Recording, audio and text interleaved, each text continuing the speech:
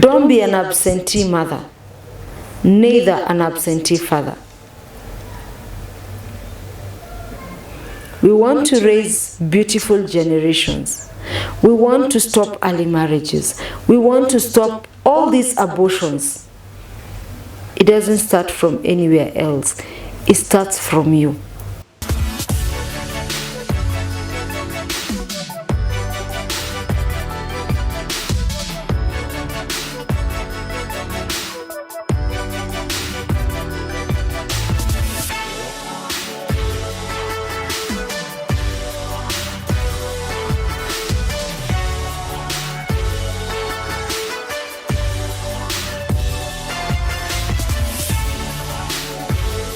Hi everyone, and welcome back to Martha's Soy Pan channel.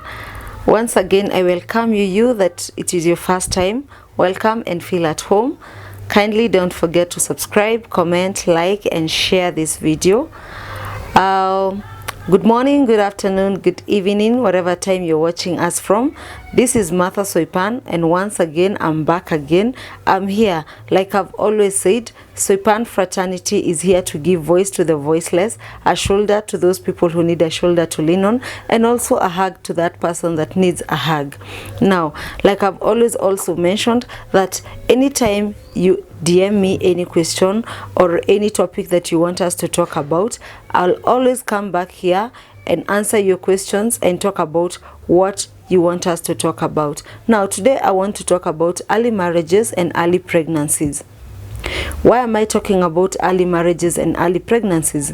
A lot of single mothers today, or even single fathers today, they got into marriages at a very tender age, not because they thought they were in love, not because they thought they were with the right person. No, I would really say this, and I'm very sure most of you will agree with me, that most of the larger percentage of people who have gotten into early marriages and maybe walked out of it later on, it's because it's either of forced marriages at a very tender age, or you went into marriage seeking something that you never got when you're being brought up. For example, you were brought up in a family where maybe there was so much toxicity, and you felt that maybe because so and so has come into your life and so has told you how beautiful you are, how lovable you are, how adorable you are, and you've never heard such words from the people who are close to you. And when I mean close to you, I mean your parents, because I don't expect my child to be told by someone else how beautiful or how handsome he or she is before me telling him or her. Why am I saying this? Because the minute you try to talk to your child, when that child starts growing and reaches at a point of teenage, you know, where a lot of changes develop in their body, there are so many things that if me as a parent or you as a parent seated back home, you don't talk some words, or you don't utter some, or you don't even have time to sit down with your child and tell him or her you're beautiful, you're still young. Don't allow anyone to manipulate you. Anytime you meet someone, if so and so tells you this and this, or if any other person tells you this and this, tell them, yes, I know I'm beautiful, but I'm not ready to do whatever you're asking me, because either mom or dad has taught me what it is. They have given me also the affection and the time, because most of us as parents, we barely have time with our kids, and so when our kids go out, they meet up with their peer group or other groups, and they are given so much attention that you as a parent are not giving this child. So you find out that that child thinks that this is where I belong. I don't belong here. Why? Because mom and dad are always working. They've never gotten time for me.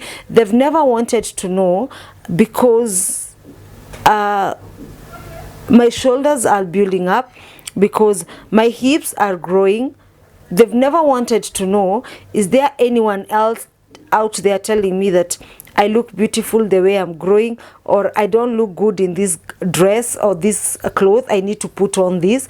And maybe the same person telling me outside I'm not supposed to wear this, I should wear this, he or she is misleading me, because maybe I'm being told to wear clothes that are really exposing me, and the minute I wear, I go, I'm touched, at the back of my mind, I imagine that is love, or I just say that, yeah, that is the affection that I need, and because I'm not getting it where I'm supposed to get it, I end up in those arms.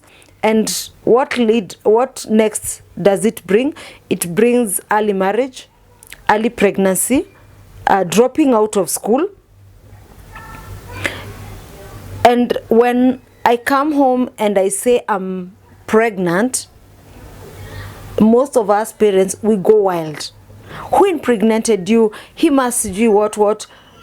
You run towards where the man is, and because you go with a lot of pressure and you want to attack this person runs away. So who has been left with the burden? It is your daughter or your son. The reason being, he or she is the victim of what has happened. And you see, the minute your daughter is pregnant, or the minute your daughter is now depressed, she or he cannot even continue with education. She thinks of maybe abortion.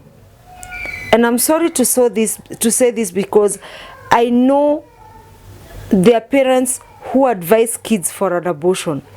And you that is there and you're pregnant, or you're walking out of early marriage pregnant, you don't know what to do, you're being forced for abortion, please do not abort. Do not abort. Every abortion has a consequence. Every abortion has something that later on you will come to regret. A child is a blessing. I know most women have gotten children where they're not ready, have gotten pregnant through circumstances that they never thought such a thing will ever happen. So you see, early marriage and early pregnancy is caused by a child lacking something in the house and going to seek it somewhere else. What other thing is causing early marriages and early pregnancy?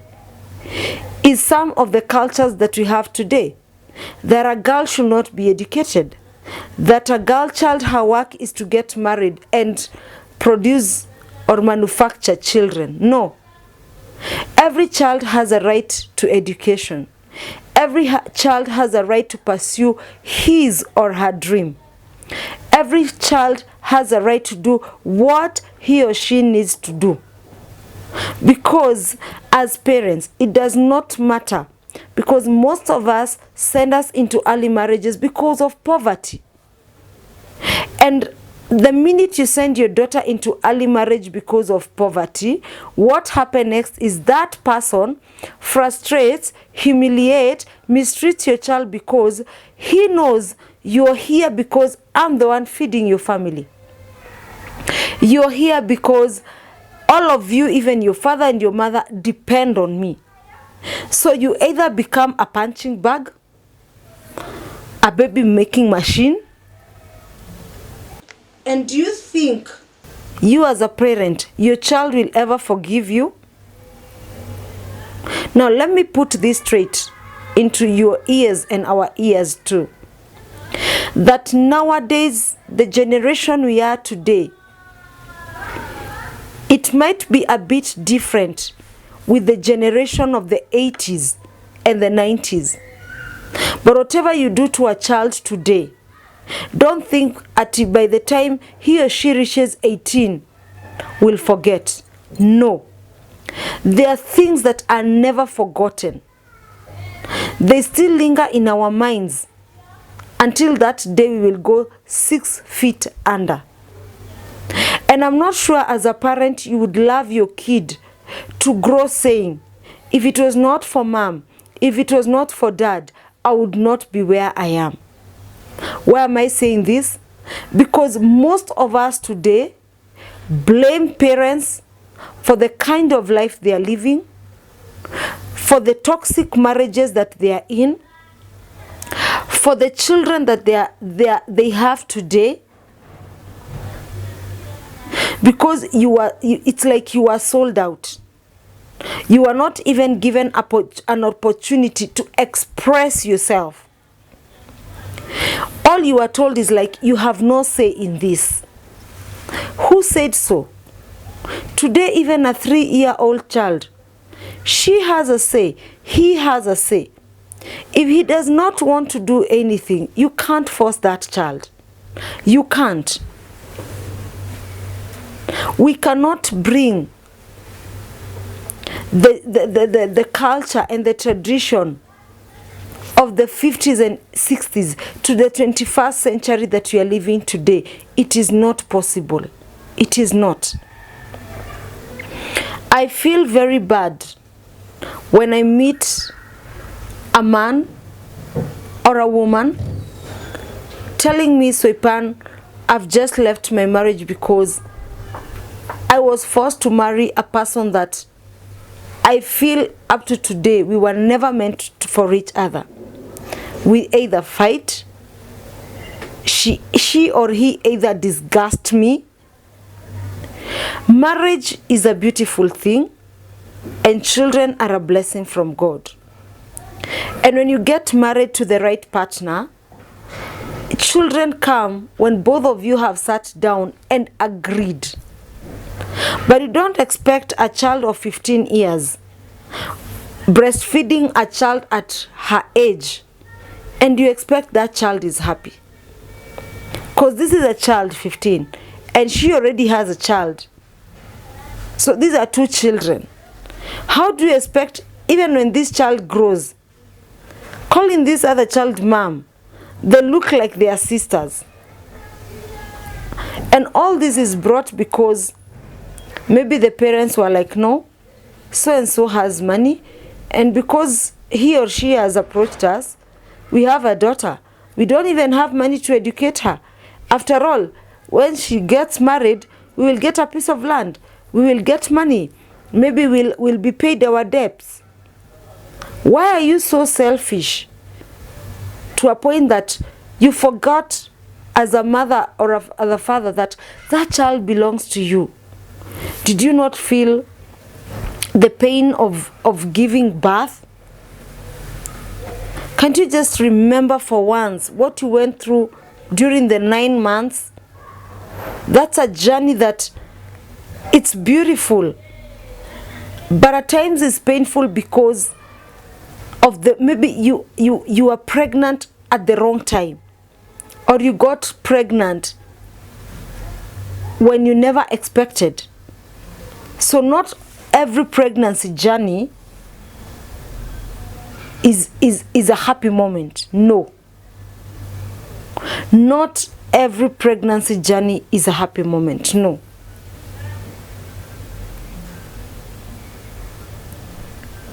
And the more reason I am saying, allow our kids to have a say. Let's stop early marriages. Let's talk to our kids.